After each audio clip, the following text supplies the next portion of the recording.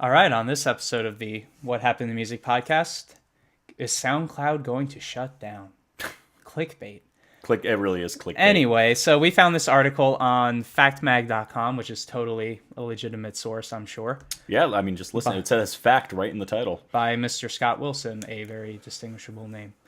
Anyway, I don't know anything about Mr. Wilson. I could be being very unfair right now. I probably. Anyway, so the article says that SoundCloud may be having financial issues, and that is talking about the 2014 financial reports, which I thought was interesting because it's 2016. Obviously, a little bit of time has gone by, but the article states in euros, but a US equivalent given, that SoundCloud had $17.35 million coming in 2014, and they had 44.19 million in cost. Which obviously there's a big difference there. It's funny, isn't that the amount of money that it costs to run this podcast? Yes. I think yes, we ran at a loss of about $14 million. So every time you like, comment, and or subscribe, we earn $25. So $25 million. That's the way the internet all right. works. Anyway, what struck me about the article the most was the business speak, where when asked about what they thought about their figures, SoundCloud stated that their financial figures, quote, reflect those of a company in a strong growth stage. So what do you think about that? I think it makes sense. I'm not a businessman. It's very similar, my understanding, what's happened with Amazon, whereas Amazon has never turned a profit. But that's because I guess theoretically Amazon just keeps growing and getting larger and larger and larger, and you get more funds. And, obviously you're it's a much more difficult business model than, oh, I own a pizza shop. Well, these are my costs, and I need to sell this amount of pizza. It's, growing at a much, much higher rate. So that could absolutely be correct. That Yeah. makes sense.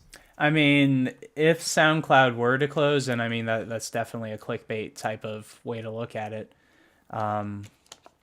It would not surprise me if SoundCloud closed, because with the free services, you could get a basic, like, these are tracks I do. This is like a sample of what I do. They offer a lot of stuff for free. Yeah, and they have a subscription service that they have a lot of hope in right now. Yeah, at which point, I don't know if we ever do the actual podcast of this portion. But then the question is there an equivalent website that would give us more?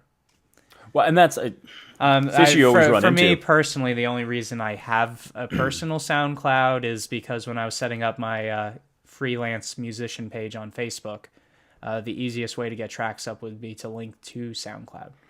Yeah. But in terms of like being like a casual SoundCloud person, I'm not one. Not like YouTube is a good example of a website you could be a casual watcher. Yeah. Which is why our podcast is on this, self-aware. So, but like, you know what I mean? Like, SoundCloud isn't the same way as YouTube. Like, I feel like people on SoundCloud post things. Yeah, I agree with you that it's if you're casually going on to listen to things on SoundCloud, that, or I should say, people don't typically casually go on to listen. It tends to be people who are posting, who are also trying to drum up business. Yeah. Yeah, or for the group. I mean, and that makes sense. I mean, that's the way we ended up finding SoundCloud, is we said, okay, well, we need some sort of hosting thing. Oh, well, SoundCloud makes sense. Yeah, I mean, if it was like our podcast, where time, obviously, each of our episodes is more than a typical song would be. Yeah. So we would hit that cap, whatever the cap is set at right now. Oh, for it's free. and that's part of the reason why I'm trying to figure out the best ones to post to SoundCloud. But I can't think of too many other reasons to put money into it, which is why I would not be surprised if it did close down at some point. It's a tough model. I don't know what they're getting from advertising revenue. I don't feel. I mean, I've never even come across advertisements on SoundCloud. Honestly. I'm trying to think. I'm trying to think if they. I mean, I don't even go on there that much, but I have spam bots that love to send me private messages, but that's not the same. I mean, if you think about YouTube and advertising, right? I mean that where you're forced to watch your 30-second commercials. They have. Let's see if I'm correct on this. Okay. They have promoted content. And yeah, I don't think I've ever had An ad. You know, like, oh, if you want to listen to, you know, it's not like Spotify where all of a sudden you have. It's my favorite when I'm listening to some classical music, or you know, especially classical guitar. And I still remember there was an ad with Roseanne Barr yelling. So all of a sudden I'm listening to, you know, some Giuliani or something like that, and all of a sudden you get, now if you don't, blah, blah, blah, blah. And I'm like, I guess that's actually the reason I stopped listening to Spotify, because I couldn't put it on. Since classical music is usually at a much lower dynamic level, Yeah. and everything isn't super compressed, all of a sudden the ads would come on. It would just be right in your head. And seriously, I stopped listening to Spotify once that Roseanne Barr. I love trying to play recordings for my students, and then a commercial for beer comes on. Oh yeah, that's always good. And I just went to YouTube, because even if it's not the best commercial, I could usually skip that after a couple seconds. Yeah. But with Spotify, like, the ads are... No, I have to agree. You have the same issue on, or you have less of an issue with YouTube. And also I feel like the YouTube advertisements tend to be shorter, a little bit more focused, and you only have to watch one. And they're also not. It's not a. They're less. I don't want to say controversial, but like when you have like a second or third grade classroom, you don't want anything like.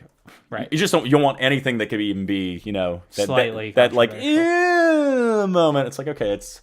And I work in an urban area where the kids see and experience more than I ever have. I'm very lucky in that regard. But, you know, at the same time, there's still that understanding this is school.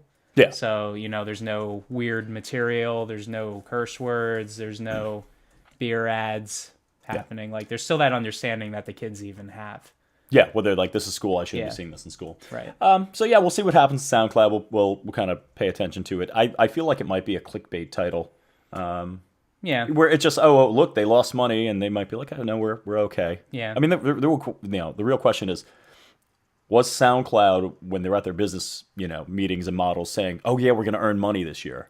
Because that's where you end up running into an issue where you have companies that are slowing down in growth. Oh, we only earned $2.3 billion this year. It was a bad year because we expected to earn $3.4 billion. So if they were expected to operate at a loss, then that's fine. It's all part of the plan.